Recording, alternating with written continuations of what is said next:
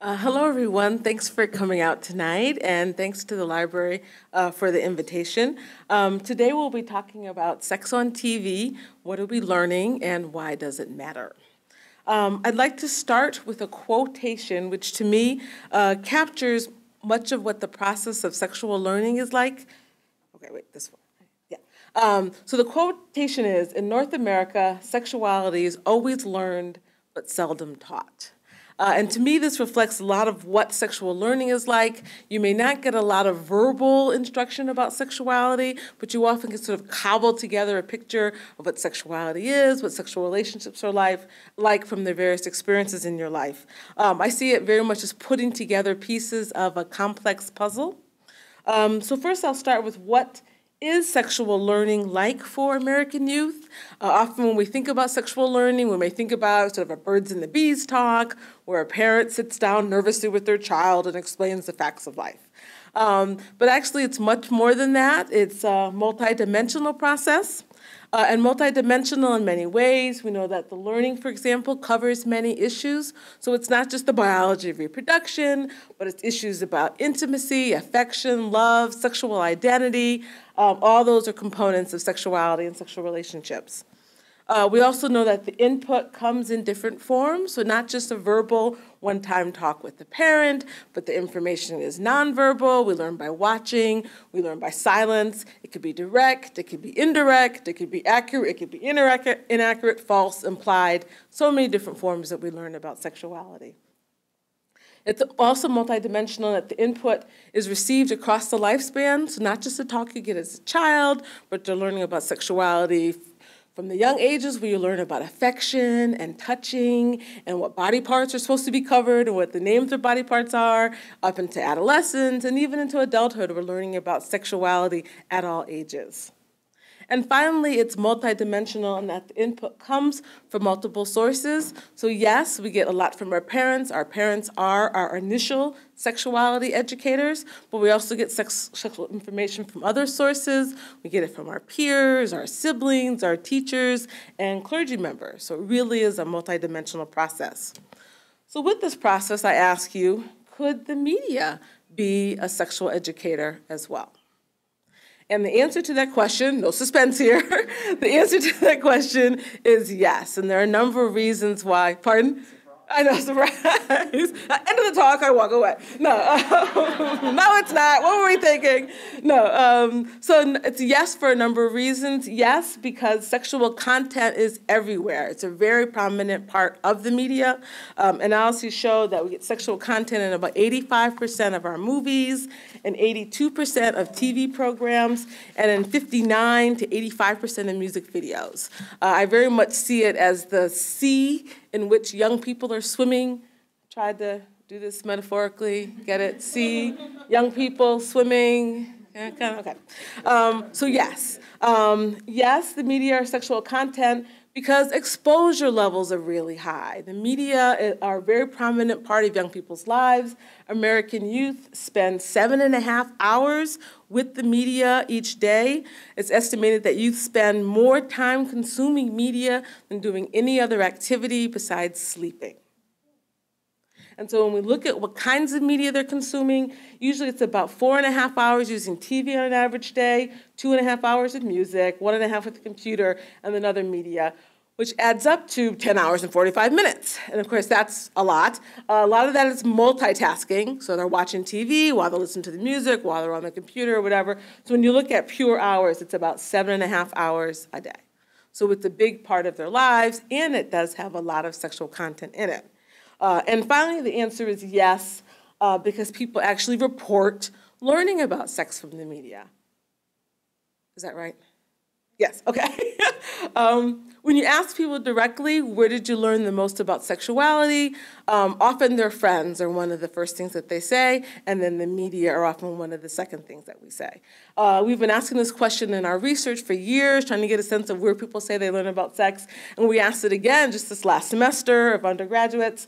We asked them from what sources did Psych students say they learned the most about sex and sexual relationships, and lo and behold, we had like 500 or so students in class last semester, and 42.3% said they learned the most about sex from their friends, Then 15% said TV movies, 14% said multiple sources, they named a few things, 8.9% said mother, 8% said school teachers, 5.3% said websites, 2.5% said their fathers, and 2.7% said porn. But if we look at the media sources, which include porn, websites, TV, movies, and even some of these multiple sources, we do see that people acknowledge directly getting a lot of their sexual information from the media. So yes. So how do we study the media as a sexual educator? What the typical research approach has been, the typical approach has often been to focus on TV content, what's out there in TV in terms of sexual behaviors, how often are people shown kissing and touching and things like that. They'll often study adolescent viewers, often teenagers, 12, 13, 14, 15, 16. They'll assess their amount of exposure, how much they're watching TV, how much sexual content they have in their TV diets. And they often focus on sexual behaviors as the outcomes of interest. They'll look at their virginity status, have they had sex or not. They'll look at their age of sexual initiation, when did they start having sex. They'll look at their level of sexual experience, kind of like the bases that you remember when you were younger, see how far advanced they are in their sexual experience, and even their intentions to have sex in the future. So these are the typical sexual outcome behaviors that are studied in research. And the premise of this approach is sort of, does TV make them do it? Does watching these sexual behaviors in TV sort of make youth have sex earlier or higher levels of sexual experimentation? So with this question is media use linked to sexual behavior. Surprisingly, this issue has not been heavily researched. By the year 2000, there were probably more than 1,000 studies that looked at media and aggression. It's been researched since the 1960s. There's probably 1,000 studies that link media and aggression. But by 2000, there were like 5 studies that linked media and sexual behavior or looked at the connection between the two. So in trying to answer this important question, is media use linked to sexual behavior, the NIH said, well, we don't have enough money to answer this question. So the National Institutes of Health in the early 2000s issued a call for proposals. That we need researchers, we need people out there studying this issue. So they issued a call trying to fund research, and they ended up funding about 5 proposals to study this issue. And then several research teams worked on this question, and they started producing research. So slowly, we've been getting an answer to this question. So that in between 2000 and 2015, there have been 65 studies that have looked at some kind of connection between media use and sexual behavior. And again, the NIH proposal came out in the early 200s, and then the studies they promoted, and then several people have followed from that studying this question as well. And with these studies, the data are showing that yes, we do see significant contributions between media use and sexual behavior. It is linked to earlier age of sexual initiation, it's linked to greater levels of sexual experience, experimentation, and it's linked to greater intentions to have sex in the future. So we do see these sex behavior connections. But with these findings in the literature, there have been some emerging questions and concerns that I've had. Because if you see these links between TV or media and sexual behavior, those are 2 really broad things. And I'm wondering, how are they linked? Why are they linked? I mean, it's a very broad process to imagine watching TV and all of a sudden going to have sex. I mean, what are the things in between that link these things? So we have some emerging questions and concerns that we've been trying to address in our lab. One, we think that sexual content is more than just the behaviors that people have been studying. What about sort of the themes and messages that are presented on TV? So it isn't just watching people kiss and watching people touch, but what's being said about sex and relationships. That could be an important component that really hasn't been studied much. We also anticipate that this content is likely to affect things beyond people's sexual behavior. It could affect their beliefs and their expectations about sex, what they think other people are doing, and these expectations could affect multiple components of their lives. We also think that there may be more than exposure involved. A lot of the research has been studying how much TV they've been watching, how much, but it could be multiple pathways of influence. Maybe it's not how much you're watching, but if you're identifying with the characters, if you think it's real, do you connect to the images? We also think that it's more than just TV. A lot of the research focuses on TV, but what about films, magazines? And finally, in our lab, we talk about, well, sex is not just sex. We acknowledge that much of the sexual content, both in the media and in society, is heavily gendered. There's often different sexual roles and expectations for women than for men. And the sexual scripts often play out like this. For women, they're often expected to be less interested in sex, more interested in love and relationships. They're supposed to act more sexually passive, wait for the person to ask them out, to come to them. They're supposed to use their bodies and looks to attract sexual attention. They're supposed to be, and their bodies and looks will be sort of their biggest asset. They're also supposed to be the responsible ones and to set the sexual limits, to keep things from moving too far, moving too fast. And finally, there's little emphasis in these cultural sexual scripts on their own desire.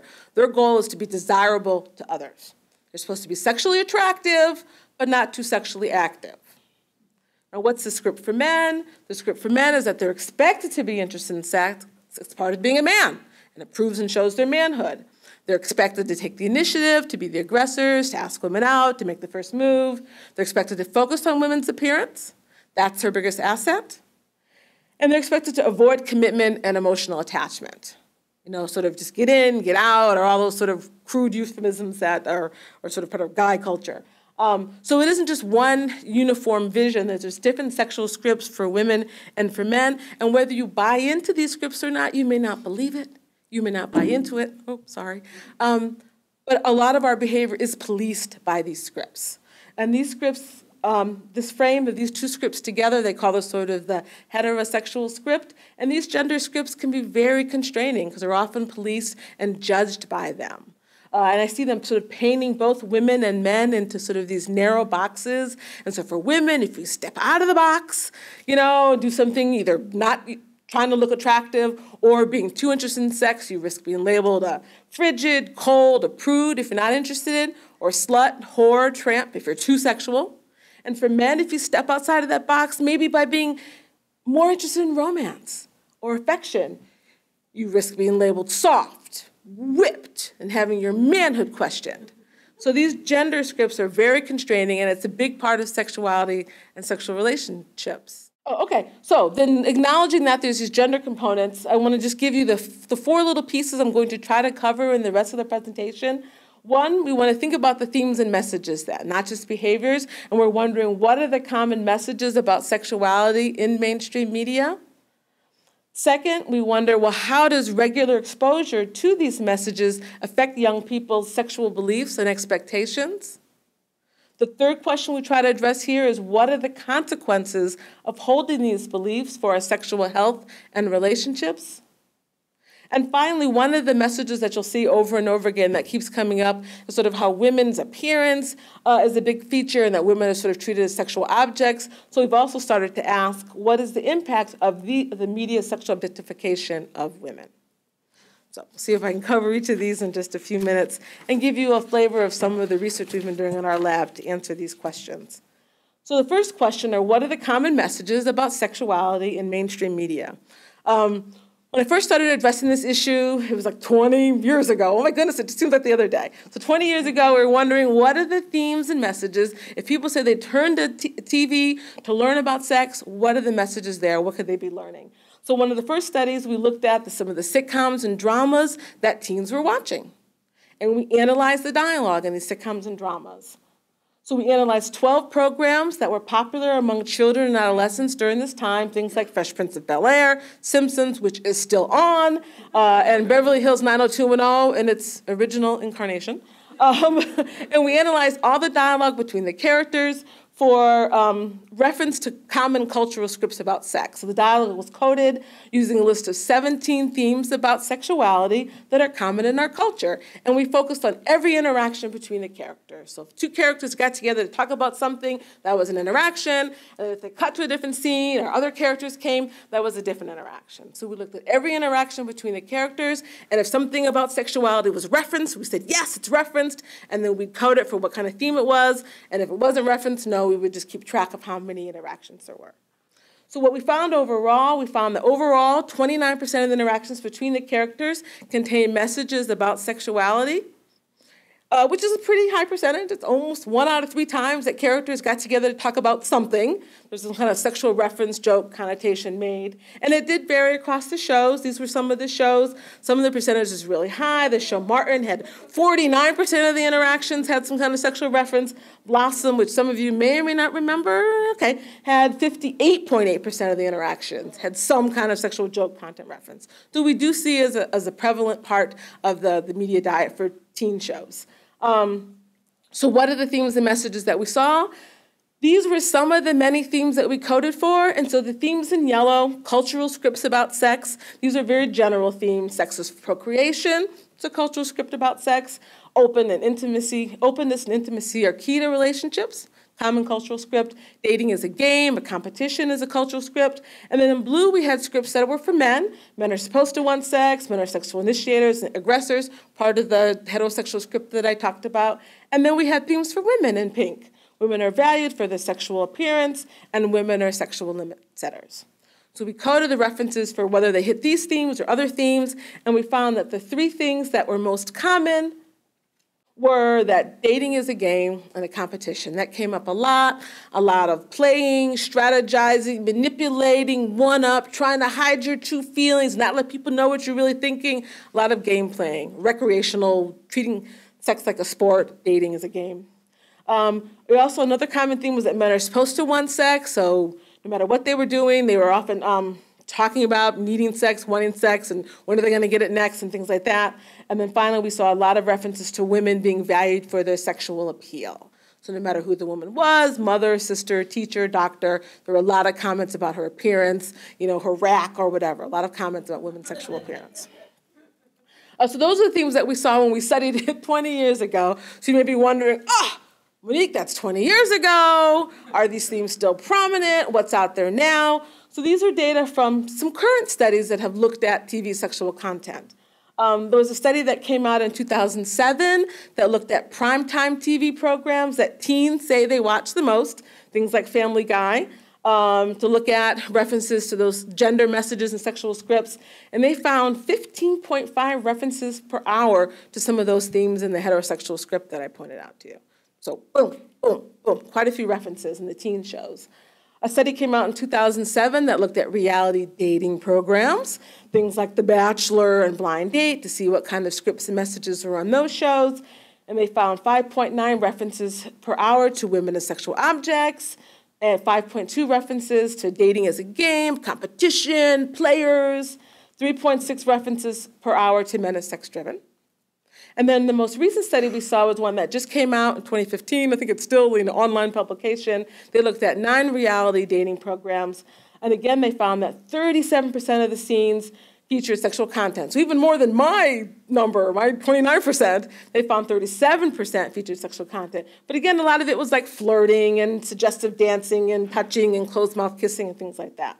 So that's kind of what the sexual content looks like in some of the current analyses. I want to give you an example. Reality TV is very big.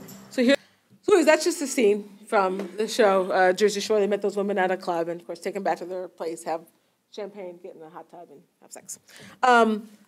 So that's an example of current scripts on reality TV.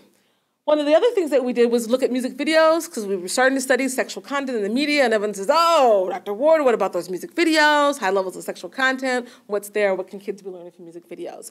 So we did a study we did the study in 2000, it didn't come out until 2012, when we looked at the 70 most popular BET music videos from one of those year-end countdowns, and we coded each video for the presence, yes or no, of 18 sexual behaviors. What sort of behaviors were shown in these music videos, very visual.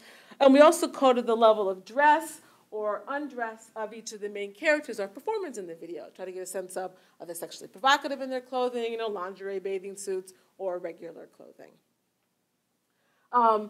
We did find sexual imagery in 84% of the videos, so a very high level of sexual imagery in the videos. These are some of the 18 behaviors that we coded for, things like holding hands, kissing, women dancing sexually, men dancing sexually, sexual gratification, and implied intercourse. These are some of the things we coded for. And in all the videos overall, some of the top themes are women dancing sexually, which you can imagine what that looks like. I'll show you in a minute. And more so in videos, I'm not demonstrating. Videos by, you don't want any of that mess. Videos by male artists, and also sexual objectification of women was very high, where they just focus in on a specific body part. They show a crotch shot, boob shot. She's not a person, she's just a set of boobs. That occurred in quite a few of the videos, and in many of the videos by the male artists as well. And so we also looked at the kind of dress that they were wearing, and we did see that the clothing was often very provocative, more so for women than for men.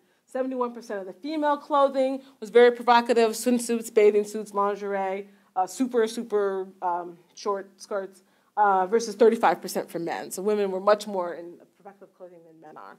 So again, I'll show you an example of a clip that we coded in this content analysis, and it is from 2000. I was editing it last night, and my daughter said, "Oh, Mom, that's so old. People don't dress like that anymore." Okay, so the video is from 2000. So that's just, I think, 30 seconds or 40 seconds, but it gives you a flavor for what some of the videos were like: the sexual dancing, objectification, focusing in on women's body parts. So that gives you a sense of what some of the sexual content is like that young people are exposed to. I showed you some TV shows, our content analyses, music videos. You get a sense for some of the themes that come up over and over again in terms of men being sex-driven, women being sexual objects, sex being very sort of prevalent and prominent part of their lives. So then, of course, we wondered, well, how does exposure to this content affect young people's beliefs about sex and sexual relationships?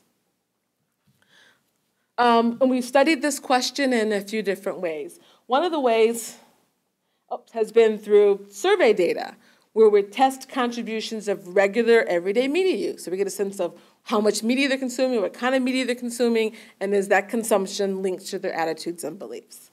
So with the survey method, we'll have items in our survey that look at their media use, and we'll look, for example, at their exposure to a list of TV programs, or we'll ask them how many hours a day they spend watching music videos on an average weekday, Saturday, Sunday, to get a sense of some of their exposure. We'll also look at their involvement, how connected they are to the media. So we'll have questions, for example, that ask about, if you hear me if I walk away from the mic? Okay. We have questions that ask about the extent to which they use TV to learn about the world. So maybe those who are using it more actively to learn might be more accepting of the content that they see. We also look at how much they identify with popular characters. So we'll give them a list of characters from TV shows, and we'll indicate how much they identify with them. And then also we ask if they see the content as realistic. Does it reflect everyday life to them? Does it seem like people that they know, and things like that? So we'll have these kind of questions in a survey. And then we'll link these media use variables to their beliefs about sexuality. We'll link it to their assumptions about what others are doing, how common they think certain behaviors are in the real world. And we'll also link it to their own beliefs and values. What do they think about sex and dating? Is it a game? Are women sex objects? Things like that. And then for these beliefs and statements, we usually give them a scale, and they indicate how much they agree with the statements. So they have like a 1 to 6 kind of strongly disagree to strongly agree kind of scale. I mentioned one of the themes that shows up a lot in the content is that women are sexual objects. So then we have survey items to see if they agree with this. So things like using her looks is the best way for a girl to attract a guy. Agree, disagree. Women should spend a lot of time trying to be pretty. No one wants to date a woman who has let herself go. Agree, disagree. We also have statements that look at the idea that men should want sex, that male part of the sexual script. Something's wrong with a man who turns down a chance for sex. Agree, disagree. And then we have statements that look at the notion that dating is a game, a competition. Dating is basically a game, a battle of the sexes, where both men and women try to gain the upper hand and manipulate each other. Agree, disagree. And then we also have some questions that look at their traditional gender roles in general. Things like girls should have the same freedoms as guys. So we can link their media use to their beliefs on these statements. So in one of the earlier studies we did, we tested with college students, and we looked at as regular media use associated with students' beliefs about gender roles and sexual roles. And we tested this with 259 undergraduates, and these are the results for women. The results for men were pretty similar. So these are our media variables in the study. and those are the outcome variables that we looked at, and the stars and the red numbers mean that the connection between the two was significant. So the more they reported watching our long list of TV sitcoms and dramas, the more they endorsed traditional gender roles, the more they endorsed notions that women are sex objects, mentioned with sex, and dating is a game. We didn't see any results for their watching of soap opera, but we did see results for music videos, and also for their viewing about the world. The more they say that they watch TV to learn about the world and learn how people behave, the more likely they were to endorse all those kinds of statements I gave you earlier. And the same thing for identifying with the characters. So we saw significant contributions and correlations in a number of levels. So again, that was me in 2002. So we're wondering, how are things today? And so I looked for one of the most recent studies that looked at media and sort of some of these beliefs. And there was one that just came out in 2015 that looked at endorsement of the hookup culture. There's sort of notions about casual sex and, no commitment, get in and out, and hooking up is fun. So in this study, they surveyed 135 undergraduates, and they surveyed them in September at the beginning of the school year, and then in May at the end of the school year, so they could see if their media use in September early on is linked to their beliefs about the hookup culture. And they gave them a list of 34 TV programs and 19 magazines that were high in sexual content to see how often they read them and were they exposed to them. And then they gave them statements about the hookup culture, and do they agree or disagree. And there were statements like, hooking up is not a big deal, and hooking up makes me popular, to see if these are connected. And lo and behold, they did find a connection. They found that the more they watched sexual TV programs, the more they endorsed those hookup culture statements, and the more they read the sexual magazines, the more they endorsed the hookup culture statements. And the results here were actually much stronger for men than for women in this study. And then a final study I wanted to share with you that looked at this sort of the beliefs and expectations deals with the expectation side. Because the media content may shape what you believe, but also may affect what you think other people are doing. Is this normative? Is this kind of, I guess everybody's doing that kind of stuff. So we wondered, does media use shape their expectations about what is regular and what is normative? And so to test this kind of question, what we'll do, in this particular study, we tested with 811 undergraduate women and men, and we present them with some behaviors and ask them what percentage of people your age, what percentage of people around age 19 have done these things. What percentage of men, for example, have had sex on the first date? Or what percentage of men by age 19 have had 2 different sexual partners in a week? Or have 10 or more sexual partners? And we asked them to estimate 0 to 100, 10%, 40%. And then we compare the kind of estimates that are given by those who watch a little TV, moderate amount of TV, and high amount of TV. And the results here are from daytime TV, which was talk shows and soap operas, but the results for movies were very similar. So here are the results that we found in our survey of 811 undergraduate women and men.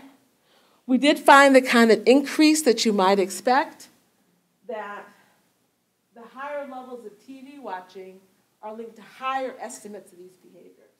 So those who, say, who watch a little TV say, about 20% of men have had sex on the first date. If you watch a high amount of TV, 25% or more. So with each level of TV watching, we see greater estimates of the kind of sexual things that people think are happening in the real world. So not only does it shape your beliefs, but it shapes your sense of what other people might be doing.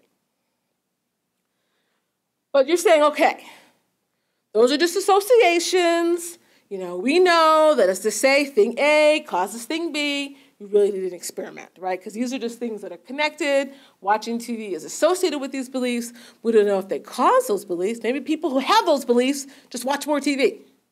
So in order to say that they may be contributing to or causing these attitudes, we run experiments where we test their exposure to specific content. And here we wonder what happens when we show young people specific sexual content. So we've run several studies where we'll have an experimental group who will be exposed to some of the common sexual stereotypes, like in those TV clips I showed you, or in the music video I showed you, and they'll be exposed to images of women being treated as sex objects, men sort of being players with all kind of women around them, or a heavy focus on the importance of appearance. Or they'll watch control groups. They'll be exposed to non-sexual content from some of the same TV shows, or they'd be exposed to non-sexual content from videos by similar artists. And then we'll give them attitude statements afterwards to see if they believe these things about women or men or sex or relationships. Everyone following? Okay. So I'll give you a few examples of what we found here. First study we did with college students, and we wondered, does exposure to specific content lead students to more strongly endorse the sexual themes that are depicted? Again, these are the results among women, and we found significant results in every condition. So here, the gray bars are the experimental ones, the people who saw the sexual clips, and the blue bars are the people who saw the non-sexual clips. And this represents how much they agree with statements. So those who saw clips of women being treated as sex objects, they watched 4 clips of women being treated as sex objects, were later likely to endorse statements that, yeah, women are sex objects, more so than were those in the control group. Same thing, those who saw clips of that men who sort of want sex and are focused on sex were more likely to agree with that kind of statement than were women in the control group. And same thing for women who saw 4 clips with dating being treated as a game and people strategizing and manipulating, were more likely to say, hey, dating is a game about all the sexes, than were women in the control group. So this is the study that we then tried with high school students, because these were college students, and one of my graduate students was wondering, would high school students think the same thing or have the same result? So we showed them the same clips to a group of high school students. We had 244 students, high school age 14 to 18. We showed them the same clips. And here we saw significant differences, but only for one of the conditions. For the condition where women are being treated as sexual objects. So those who saw those clips were more likely to say, yes, women are sexual objects, than were those in the control condition. And they were also more likely to endorse traditional gender roles in general than were those in the control condition. And then the final experiment I wanted to share with you was one that we did with those music videos. Again, I showed you an example of what the music videos are like, and so we're wondering, what are students' beliefs like if they're exposed to a bunch of music videos like this? So we're wondering, does watching the stereotypical music videos lead to stronger endorsement of sexual stereotypes like the ones that I talked about? So we did this study with a group of 152 Black adolescents who watched, I want to say 4 or 6 sort of sexual music videos, and then some who watched no sexual music videos, and we did see a strong result. Those who watched the sexual music videos are more likely to endorse the sexual stereotypes about women and men than were those in the control condition. Okay, so that gives you a sense of media use is linked to their beliefs and their expectations. We see it with our survey data. We see it with our experimental data. But, so what? So they have these beliefs. They think these things about sex. Does it have any consequences? So our next set of studies wondered, well, what are the consequences of holding these beliefs for young people's sexual health and relationships? One of the things that we wondered were consequences for men. We saw a lot of issues with men sort of being sex-driven and things like that. And we know the whole sexual script for men talks about their emphasizing non-relational sex and casual sex and sort of being a way to prove their manhood. So we're wondering, how does that affect men? Does it make them seek out more casual sex partners? Does it make them use protection more or less? And so we thought we would test this question in a large sample. So with this study, we tested 796 heterosexual undergraduate men. So these are all men that are having relationships with women. That again, they're on 19 is their average age. We looked at how much they watched movies, mainstream movies. We gave them a list of movies and how much they read popular men's magazines.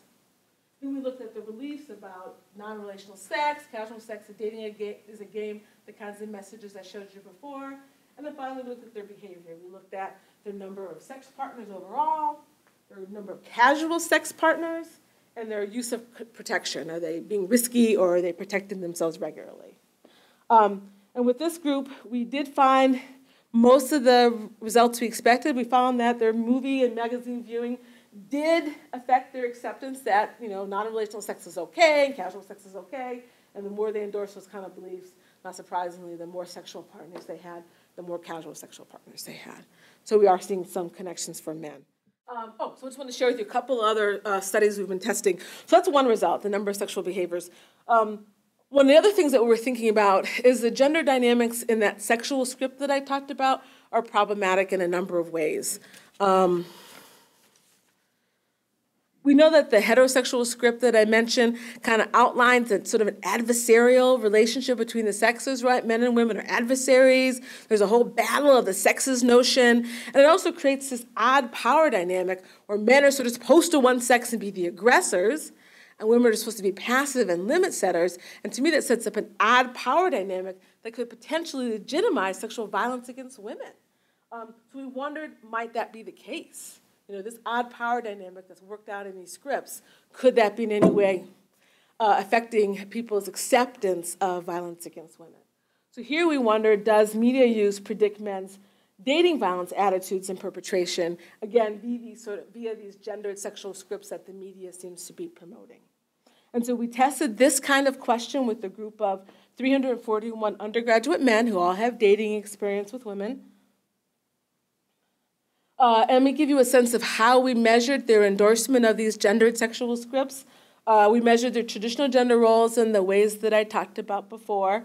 We also measured their sense of the traditional male role, things like guys should not let it show when their feelings are hurt, traditional male role. Or I think it's important for a guy to act like he is sexually active even if he is not, male role. We also looked at their direct endorsement of these sort of adversarial sexual beliefs, that men and women are adversaries, battle of the sexes. Things like girls are sweet only until they get the guy. And finally, we looked at the direct endorsement of the heterosexual script with statements like guys want sex and girls want relationships. It sets up the two scripts. And men should be the ones to ask women out and initiate physical contact. So we looked at their agreement with these kinds of statements, and then we also looked at their acceptance of dating and sexual aggression. And we had three measures here. One was a measure of rape myth acceptance, which is myths about victims of sexual assault and how they participate or not. So the statements like, one reason that girls say they were raped is to get attention.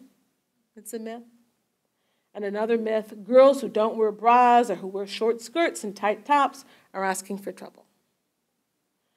We also looked at their acceptance of dating violence, physical violence against women. Some girls deserve to be slapped by their boyfriends. Sometimes jealousy makes a guy so crazy that he must slap his girlfriend. And then finally, we actually looked at their perpetration of aggression against a dating partner using a digital device like a cell phone or the laptop or computers. You hear about that, cyberbullying and things like that a lot these days, so we wanted to incorporate that. So for here, participants indicated how many times they had done each of a list of 15 behaviors to a dating partner using the internet or a cell phone. Things like threaten to publicly distribute an embarrassing picture, or sent messages pressuring them to engage in sexual behavior. And we had a whole list of 15 behaviors like that to see if they had engaged in it. So then we tested, do these scripts predict men's aggressive attitudes towards women? And that they did. Our model sort of worked in a very nice way. We found that certain kinds of media use were linked to greater acceptance of those gendered sexual scripts. We found that the more they watched reality TV, movies, and music videos, the more men endorse those gendered sexual scripts, but the more they watch sitcoms, the less they endorse the scripts. But the more men were endorsing those scripts, they offered greater acceptance of dating violence if they endorsed those scripts, greater acceptance of rape myths, and more actual perpetration of digital dating aggression against the dating partner. Let's see, okay. And then the last way that we've tried to look at the so what question was to look at how these things might be working for women, right? A lot of the sexual scripts that I've talked about from the media talk about women as sexual objects. They're just pretty things to be looked at. So it doesn't give them much agency as a sexual subject to go out there and advocate for herself and feel comfortable with herself. So we're wondering, could the media be affecting women's sense of sexual agency? So we wondered, does media use contribute to women's acceptance of those sexual scripts, which in turn could affect their sexual affect and their sexual agency? So we tested this question among 403 sexually active heterosexual undergraduate women. These are women having relationships with men. And we looked to see how much TV they're watching and whether they think TV is real. Contributes to those gender sexual scripts that I laid out in the previous slide. And this buying into those scripts affect women's sexual assertiveness, making them less likely to communicate their needs, feeling like they can't speak up for themselves. Does it affect their sexual affect, making them feel less comfortable with the sex that they're having, less comfortable with their sexual selves? And does it affect their confidence in their ability to protect themselves? So this just gives you a sense of how we measured those features of sexual agency, because it's kind of an odd construct. So we did look at sexual assertiveness, how much they can communicate their desires or lack of desires to their partner. So statements like, I communicate my sexual desires to my partner, or I find myself having sex when I do not really want to, which would be a not assertive statement. We looked at their affect. Do they sort of own their sexual experiences? Do they feel comfortable? Or do they feel negative and shameful about their sexual experiences? Whether they're having them or not, they should feel comfortable, they should own it. So we looked at their current level of, their feelings about their current level of sexual experience, how uneasy, sad, confused they are about their sexual experience, ashamed, embarrassed, things like that. And finally, we looked at their confidence that they could do 5 safe sex behaviors. Could they advocate for themselves by doing things like talking about using condoms or contraceptives with a potential partner? Do they feel confident that they could do that? So these were the connections that we found in our model. It was as expected. The more women thought TV is real, and the more they watch TV, the more they endorse those gendered sexual scripts that are really common on TV. And the more they endorse these scripts, the more negative they felt about the sexual experiences they were having. Having a little, having a lot, they felt bad. And the less confident they felt they could be to protect themselves. And then there's one last thing I wanted to point out, and then I'll open time for questions. One of the things that's kept coming up, if you may have noticed, throughout the various studies, is a sort of objectification of women component. We saw it a lot in our their content, and we're seeing it in our scales. And so we started to focus more specifically on that component. So we're also starting to explore the contributions of one particular media message, and that's media's sexual objectification of women. We know that the media's feminine ideal is often a highly sexualized ideal, and we see it in a number of media. We see TV commercials with like Paris Hilton and our burger. We see music videos that have highly sexualized feminine appeal, magazine covers. In terms of actual numbers, how prevalent is this kind of content? We know that 76% of ads in men's magazines have sexually objectifying images of women. 64% of ads in adolescent girls' magazines have objectifying images of women. We see it in 71% of pop, hip-hop, R&B music videos, and 22% of commercials featuring women. So it's a prominent way that women are featured in the media. So what is the consequence of this? Theoretically, it's argued that societal exposure, societal prevalence of objectification of women eventually leads women to have that view of themselves. They internalize that notion that women are sexual objects, and they start to treat themselves as an object and to value themselves mainly for their physical appearance and their sexual appeal to others. And that's what's known as self-objectification. When we think about what that looks like, I like to think of this example. We think about all the many qualities that you might have as a woman, the many attributes you're proud of. You're persistent, you're loyal, you're honest, you're witty. And yes, you're attractive, and yes, you're sexy, and you want to be seen as that way, but it's one of the many ways that you see yourself, right? With objectification, those other qualities don't matter, and the only thing that matters is that you're attractive and that you're sexy. And that's your key asset. And seeing yourself that way, that your only value to the world is your attractiveness and your sexiness, research shows is very problematic in a number of ways. So we know, for example, that sexualized women in general are often perceived poorly. They'll do lots of studies where they'll show people a sexualized image of a woman and then a non-sexualized image of a woman and ask questions about their competence or their morality or their skill, and they find that the sexualized woman is often perceived very poorly by other people. She's connected to more animal terms. She's seen as more feminine than a non-sexualized woman, but she's also seen as more promiscuous, more shallow, less warm, less competent, less moral, less trustworthy, less intelligent. She gives more blame and less empathy in rape stories, and she's seen as less human. So there's a lot of connections to how we see sexualized women in general, but we don't know a lot about how women who are sort of sexualized themselves view themselves and how that affects their relationships. So we're wondering, how does exposure to sexualized media content make young people feel about themselves and their sexual relationships? It's theorized according to objectification theory that having this view of yourself as an object whose only value is your physical appearance has negative consequences. And for women, it's linked to disordered eating, it's linked to low body esteem, low self-esteem, it's linked to depressive affect, and it's linked to sexual dysfunction. Again, if your only value is your physical appearance, it has these negative side effects for your mental health. This is what we know from objectification theory. So we're wondering, what's the media's contribution to this? Could the media be contributing to women sort of self-objectifying themselves, and then could it have all those consequences for women? So one of the first studies that we've done, we've tried to look at this, and we've looked at magazines, for example, because I showed you all the high levels of objectification in magazines. So we've wondered, is women's exposure to women's magazines linked to them sort of treating themselves as sex objects?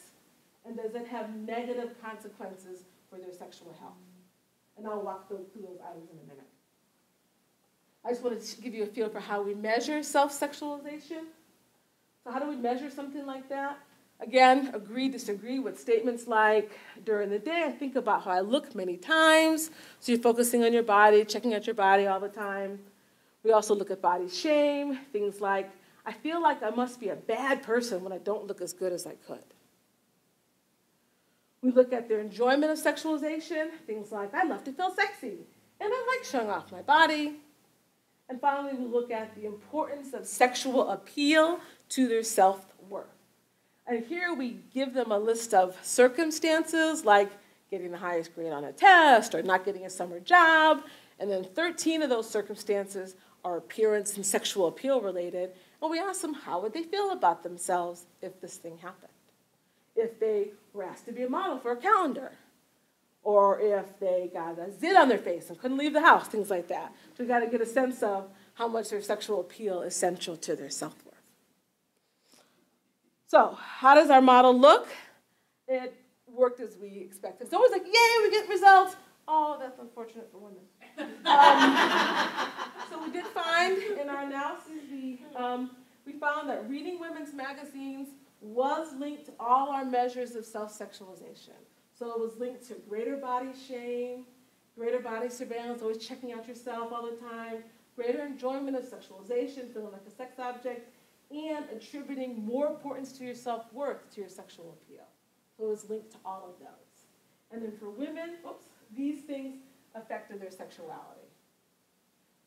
So this self-sexualization, which is these things in the middle, was linked to greater sexual risk-taking among women, so not protecting themselves regularly, high number of casual sexual partners.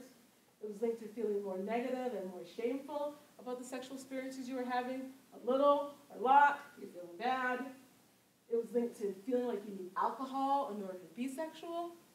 And it was linked to less sexual assertiveness. You're not advocating for yourself. You're not saying what you desire or not. It's linked to less of that.